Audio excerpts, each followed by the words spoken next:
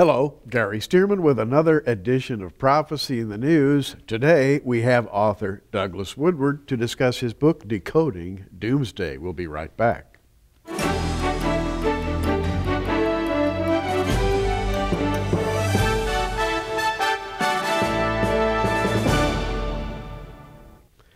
Well, it's a real pleasure for me to welcome Douglas back with us again, and your book, Doug Woodward, is just, what can I say? He's a gifted writer who makes things fun. Well, thank you. I appreciate that, Gary. It's always great to be with you. I really appreciate the opportunity. And you know what, Doug? This book, I think we need to do a little bit on the fun side because it deals with over-the-top subject matter. Yes, it does. In many, many ways. Subject matter that some Christians might have a little difficulty with, because we're talking about occultism, we're talking about the history of idolatry, we're talking about a number of subjects. And I must say, if a measure of a book is a great bibliography and a great index, this is a great book. Oh, well, good. I appreciate that. That took a long time to do. I'm sure it did. It's good that it has worth. Decoding Doomsday. Now let's just get right to it. The 2012 prophecies, the apocalypse, and the perilous days ahead. Right away, if you use the number 2012, you kind of tell people in advance where you're going. Right. 2012, what's your take on it? Well, it's my sense, of course, is that it's culturally a phenomenon. Began noticing, perhaps a year or so ago, that if I went into a major bookstore and I looked at one of the end caps where they try to highlight books, right, that you would just see the whole end cap covered with books on 2012. And I had begun to hear a little bit about it, but I wasn't paying that much attention. But then I thought, well, this is becoming a cultural phenomenon, so I should dig in to understand this. So I began to pick out certain books, and happily some of the better ones, and it became a very interesting subject. And what I realized was that we're dealing with sort of the next chapter, potentially, in spiritual deception. Spiritual deception. Now, 2012, it really comes out of Mayan glyphs that have been discovered and decoded by scientists. And yes, these glyphs are calendar art. Somehow, and we can talk about how, right, somehow the Mayans came across some vital information, and they recorded it in these petroglyphs or these rock paintings or whatever. That's right, and it's connected, of course, to their calendaring systems, and the basic idea is that the calendar of the Mayans culminates on December 21st, 2012, and the theory is that that is the end of time, at the end of the world as we know it, at least. Now, I opened your book to page 14, and you've got a panoramic picture of the Milky Way galaxy. Right. Wow. We didn't even discover the Milky Way galaxy until very recently. Apparently, the Mayans were talking about it a long time ago. That's very true. There's a number of things that the scholars that have studied the Maya believe that the Mayans had great ideas and great insights into that we have only learned just in the last few decades. One of those, of course, is as you said, I don't think we knew about galaxies really until the 1930s or the 1940s. We thought that the Milky Way was the only galaxy in the universe. Right. And of course now we know there are billions of galaxies in the universe. But what's special is that on that date, at the solstice, the sun will rise, and will rise in what is considered the dark rift in the middle of the Milky Way galaxy. And based upon the Mayan sort of cosmology, the sense is that that is either the end of the world or the beginning of the next world or next age. And they believe the coming of their god. He was the feathered serpent. Yes. Where have I heard about a serpent before? Absolutely. Absolutely. And so now we're sort of getting into idolatry, the old lies that have been told for generations, for actually millennia. And let's talk for a minute about some other cultures that used the summer solstice, for example. That brings up Stonehenge. Absolutely. Yes, the Stonehenge story is, I think, a pretty fascinating one. Some recent work has been done that discovers that there is a whole system of measurement, and that all of these hinges in England that date from perhaps 2000 BC to Some date Thornborough as the oldest hinge, that may be perhaps 3,800 BC, Wow. perhaps 1,000 to even 1,400 years before the Egyptian pyramids. And so there is a concept that these circles are connected together. Part of it, I guess the question is, what were they really intending to do with these hinges?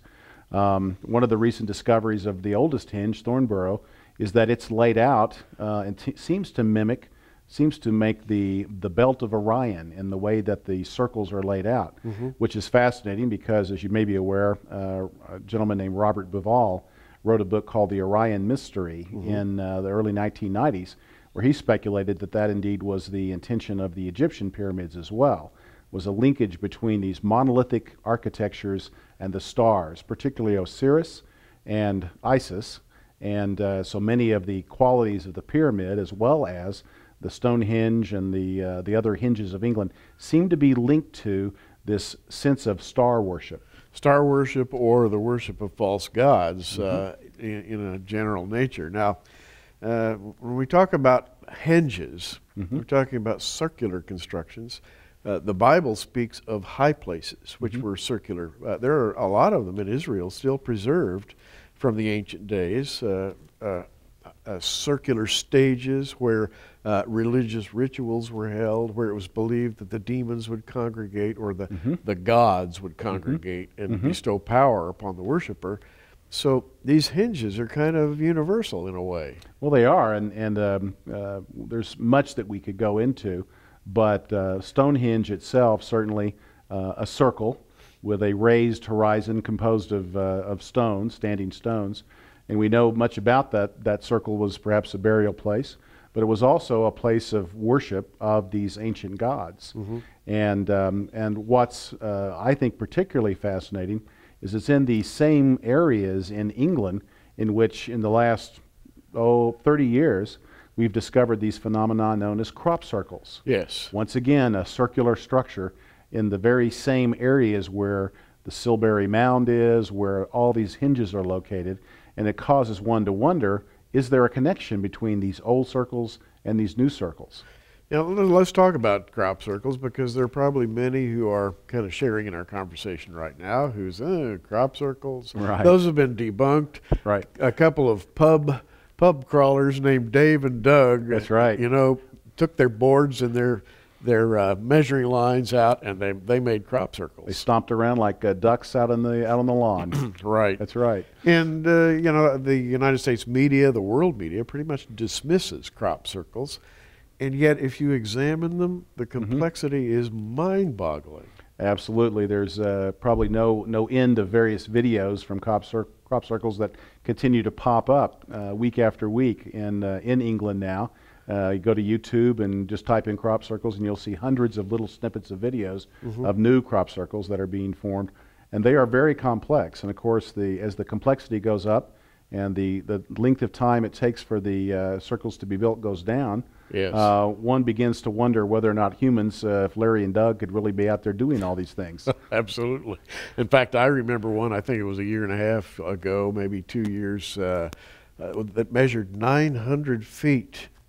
And it was perfectly formed over hill and dale. Yes. And it was supposed to have been generated in about 45 minutes. In other words, that was the blank time when nobody was looking. Right. Well, how do you do this? Well, that's the one circle that really began to cause people, even the skeptics, to scratch their heads was a circle known as the Crabwood Glyph of 2002. Yeah. And in that glyph, you'll see a picture of an alien, like alien gray with the big eyes, holding what appears to be a circle. And in that circle, there are all kinds of interesting things, which I go into in more detail. But it happens to tie into sort of a grayscale, like a TV picture. And yet also, the circle is done in ASCII code, bits and bytes, basically. Having a computer background, I'm sort of aware of that. And, and these codes end up saying things. And they also, the numbers associated with them point out things like 59 minus 33 equals a certain number, and you go through all these various numbers, and all of a sudden tends to point you to the latitude and longitude of Roswell. Ah. Fascinating. So there is a Okay. connection, apparently, to what's happened in Roswell. And just to put a cap on this, some of the crop circles of late have had Mayan glyphs in them. That's correct. So what's the connection between England, the English countryside, and the countryside of the Mayans? And the religions of the Egyptians. I think that's the one of the main things that that in the book I'm attempting to do is point out that the 2012 phenomenon is just the latest chapter in the same story, that there has been for ages a pagan religion that is the religion of the world, and it's a religion that has to do much with how we encounter spiritual entities or spiritual reality, you might say. Yeah, and to me, it's, and as we discussed before we actually went on the air today, it's Satan's old message. I can give you special information. I can give you wisdom, the wisdom of the ages. I can make you wise. That's what he said to Eve, you remember? Absolutely. And he's promising, I guess, a forbidden kind of knowledge. That's very true. There are several books in the 2012 group of books that are extremely well written. One is written by a gentleman named Daniel Pinchbeck called the Return of Quetzalcoatl in 2012. And in this book, Pinchbeck talks about not only his experience with psychotropic or hallucinogenic drugs, but the experiences of some other noteworthy 2012 advocates, such as Dennis and Terrence McKenna. And but the story is that these drugs, in fact, have enabled many of these individuals to, as Aldous Huxley would talk about, go through the doors of perception, or Jim Morrison of The Doors would have said, break on through to the other side. That there is this invisible landscape, as Terrence McKenna called it, that consists of spirits and spiritual beings. And it appears that what's happened is that as over the past several hundred years, as our Christian and perhaps Jewish spirituality has waned, that there has been an increasing amount of spiritual activity in the old gods, the old pagan religion. And it's become the point now where many are just advocating the use of drugs. We heard it with Timothy Leary back in the 60s with LSD, that this was the way that one encounters God. Well, and of course, we could go very deep into the discussion about what they're really encountering, but the point is that they are hitting upon a euphoric experience and perceiving that in fact is a validation of the sort of theology or dogma around what's being taught. And as you said, that dogma is essentially saying you are God's, and that once you encounter this environment or this new reality, you will be transformed, your consciousness will be raised, and all of a sudden you too will be as God. Now, there are probably people listening right now, and Christians, and our audience is Christian. They're students of Bible prophecy and so forth. And they're probably asking themselves, well, why should I read a book like Decoding Doomsday? I'm a Christian. Do I really need to know about these things? What's your answer? Well, I think that if you want to be in a position to talk to your friends and to explain about the differences between what the current teaching might be in our culture about 2012 and the potential end of the world and the religion behind it versus what the Bible really teaches, couldn't be a greater distinction or difference. And of course, one of the points I make is that the scholarship behind the 2012 story is actually pretty thin. It's only been, it's really a handful of scholars over the last 20, 25 years that have put together this information about what might happen in 2012. The specific things they predict, fairly limited. Mostly there's this concept of consciousness changing. Whereas if you look at the history of Christianity and you study the scholarship there, you're talking about thousands of scholars over almost 2,000 years that have looked at the Bible, which we believe, of course, is the best source of predicting what, or telling us what the future holds. And they've been able to provide tremendous detail as to what will happen in the days to come. And so, in a sense, you're something of a 2012 debunker. Absolutely. I do believe that there's a possibility that something fascinating could happen in 2012.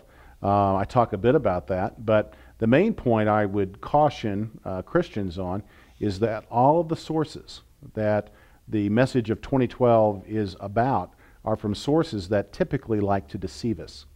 And so there is a potential for a great deception. And so while 2012 could be a significant date, it's not necessarily a date that the Bible is very specific about, suggesting that the world will end in 2012. And so I believe it's important for us to be very cautious and to go back to the book we believe in and the position that that Bible teaches us about how we should look at the future. Now let's just shift gears here. All right. Chapter 12. Okay. The spirit of the Antichrist. Yes. And you have here a picture of Friedrich Nietzsche. And what does all this have? We've been talking about crop circles, about Stonehenge, about the glyphs of the Mayans. That's right. 2012. What about the spirit of the Antichrist? Well, one of the things, right before I get to that, one of the things I do sort of in the center of the book is I talk about the sort of the three ends of prophecy that sort of have motivated people. One is Nostradamus. Yes. I talk a bit about Nostradamus and actually come up with some surprising conclusions about the fact that there is a way to interpret Nostradamus that is a bit more in line with the Scripture if one digs in and understands some sources that are not often popularly presented. I talk about Sir Isaac Newton and actually point out that Sir Isaac Newton is perhaps the first sort of modern dispensational-like thinker in that he believes that the second coming will be a physical event in space and time and in history. And then the third end is Nietzsche. And a very different point of view. Very different. Fascinating that Nietzsche went insane and died in an insane asylum right at the beginning of the 20th century, a century that he had a great deal of foreboding about, worrying about what would happen. But the spirit of the Antichrist is, of course, what John the Apostle talks about, who wrote in his letters, the only prophet to actually use the term Antichrist, had probably already gone through and had experienced the revelation, and didn't use the word Antichrist in Revelation, talked about the beast, but talked about the spirit of Antichrist and the fact that that spirit is actually in the world already, and that we may encounter that spirit in many different ways. And so what I attempt to look at is Nietzsche's concept of the Übermensch, the Superman or the Overman, and what he was calling for, because there's, in our society, one of the first places that we saw this was in the movie 2001, A Space Odyssey, in which Arthur C. Clarke presented, in his science fiction story, a belief that aliens or extraterrestrials influenced our species by these black monoliths that were planted on first the Earth and one on the Moon and then another on Jupiter. Yes. And it was sort of our culture's sort of first popular awareness that there was this idea that perhaps E.T. influenced our makeup and the way that we have become more intelligent and so forth. You know, you're right. That was an absolutely groundbreaking motion picture. Absolutely. Stanley Kubrick, 2001, A Space Odyssey, the monolith, the alien, and it gave rise to the idea on a popular level that our spiritual culture came from the stars, came from the aliens. And to this day, I think there is a contingent of people worldwide kind of waiting, open-mouthed, for the aliens to come and expose. Or perhaps the Star Child from beyond, which is what the movie concludes with, is Dave has been transformed into the Star Child and is shipped back to Earth to lead us to perhaps new self-awareness. Now, Dave then would correspond to the spirit of the Antichrist. Could well be. Dave could be not your average Dave. Exactly. What's fascinating to me is a couple of things associated with that movie is that you may recall the theme was Thus Sprach Zarathustra, which of course was one of the books of Nietzsche, and it was the madman that proclaimed, God is dead, God is dead. And Richard Wagner, of course, actually wrote the theme that we're very well aware of. Oh, yes. Thus spoke Zarathustra. Yes. And yet both of these played heavily into what happened at the beginning of the 20th century and the rise of Nazism, occultism, and how that influenced so much of the thinking in those early days. And you have then an interweaving of these themes that seem to be far apart. You know, Stonehenge, the Mayans, the rise of Hitler, thus spake Zarathustra, Yes. and the musical strain of the movie itself, 2001: A Space Odyssey, was, you know, you heard all of these things being combined in a kind of a mystical way that's leading humanity along, and I must say, leading them down the wrong path. Very much so. In fact, just to pose even more controversy, I then link it from moving from the spirit of the Antichrist, which deals a lot with transhumanism and perhaps the remaking of man, which is what Nietzsche was calling for, with God dead and out of the way. What must we do? Well, we must overcome. We must be the overman. Well, then I decide to go into a discussion about Dan Brown and his books, and where that is, in fact, leading our culture. His books, The Da Vinci Code and Angels and Demons, and the most recent, The Lost Symbol, and attempt to point out how the Knights Templar has influenced the thinking that, of course, Dan Brown speaks so much of, influenced Freemasonry, and ultimately has influenced America, and perhaps positions America to play a central role in the apocalypse. Well, Doug has a technical mind. Basically, he's a computer oriented. Don't say nerd. I don't want to. I'm searching for something besides nerd here. He's a student of computers. A computer-oriented thinker. Very rational. He takes ideas from different places, brings them together, puts them together for you to contemplate in a new context, so that maybe you'll understand some of the odd things that are going on right now that seem beyond understanding. And again, the name of the book, Decoding Doomsday. I think decoding be the key word. You are a decoder by nature. Well, that is very much, of course, I think that's what we're to be about, to understand the Scripture, and even any good exegesis of Scripture, to some extent, is a bit of a decoding exercise. Yeah, decoding. And everybody's talking about doomsday. You know, we're looking up, as we all say here at Prophecy in the News, keep looking up, and we do. We're looking up for the blessed hope. The rest of the world is kind of anticipating doomsday. That seems to be true. It's sort of split into two camps. Those that believe the world could end, such as we saw in the movie 2012, where there's these horrific calamities. And I do talk in the book a bit about science and the fact that science has discovered so many more ways in which our planet has suffered cataclysms.